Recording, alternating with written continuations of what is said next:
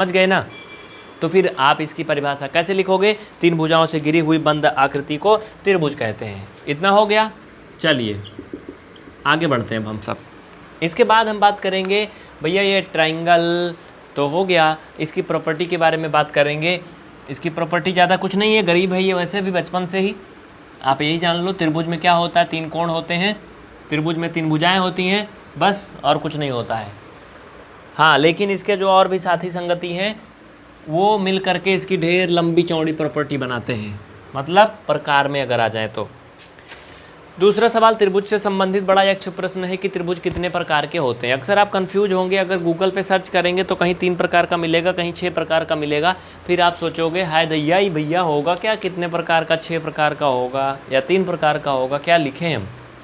देखो क्वेश्चन कई प्रकार का पूछता है। कौन पूछता है, एग्जाम पूछता है या कोई भी टीचर पूछता है। अगर ऐसे पूछा जाए कि भुजाओं के आधार पर त्रिभुज कितने प्रकार के होते हैं तो उसका आंसर आप बताओगे 3। अगर पूछा जाए कि कोणों के आधार पर त्रिभुज कितने प्रकार के होते हैं तो उसका सवाल है, आंसर है 3। लेकिन अगर आपसे ये भुजा और कोण ना बोला जाए, सिर्फ ऐसे पूछा जाए कि त्रिभुज कितने प्रकार के होते हैं तो 6 प्रकार के होते हैं। 3 प्रकार के भुजा के आधार पर होते हैं, जैसे समबाहु, समद्विबाहु और समकोण। समकोण इसमें आएगा क्या, विषमबाहु ना, समझ गए ना। समबाहु, विषमबाहु, समद्विबाहु, ये क्या हो गया, भुजा के आधार पर हो गया। कोण नहीं आएगा इसमें, कोण वाला तो सिस्टम अलग है, वो फैमिली अलग है। भुजा के आधार पे 3 प्रकार के त्रिभुज कौन कौन है, समबाहु, विषमबाहु और समद्विबाहु। देखो पहले सुन लो लेक्चर, उसके बाद लिख लेना। समबाहु क्या होता है, एक ऐसा त्रिभुज जिसकी तीनों भुजाएं बराबर होती हैं आपस में, वो समबाहु त्रिभुज कहलाता है। अभी इसकी इंग्लिश भी लिख देंगे, ठीक है। समबाहु त्रिभुज मतलब इक्विलैटरल ट्रायंगल होता है ना, जानते हो कि नहीं। समद्विबाहु मतलब आइसोसेलेस होता है ना। तो देखो सभी भुजाएं बराबर होंगी, मतलब अगर ये 3 सेंटीमीटर है तो ये भी 3 होगा, ये भी 3 होगा। इस प्रकार के त्रिभुज को समबाहु त्रिभुज कहते हैं। इसकी एक विशेषता होती है कि समबाहु त्रिभुज का प्रत्येक कोण 60 अंश का होता है।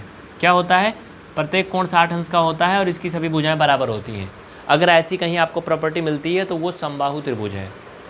दूसरा बात करें अगर समद्विबाहु, तो समद्विबाहु में क्या होता है साथियों, इसमें कोई भी 2 भुजाएं आपस में बराबर होती हैं, तीसरी भुजा जो होती है वो क्या होती है, उनसे अलग होती है।